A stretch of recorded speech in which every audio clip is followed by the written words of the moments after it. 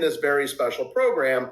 And also, because of that, they get some amazing perks, such as being at the platinum level for the rest of their career in LegalShield. That's amazing. And some of them, maybe are looking to retire, slow down, other things.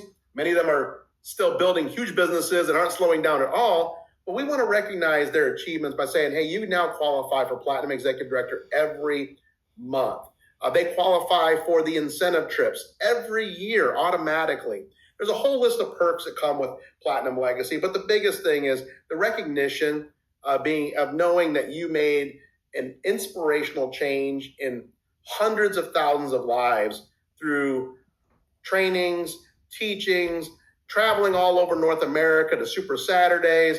How many thousands of meetings have they had to have done over the last 20 plus years, sometimes 30 plus years, in order to achieve the levels that they've achieved? And many times personal sacrifice from their own family time and their own, and sometimes their own personal time in order to help their team, to help other people. And that's what it's really all about. Is you talk to any of these leaders, they'll say as much as they've achieved personally, they appreciate all the personal achievements.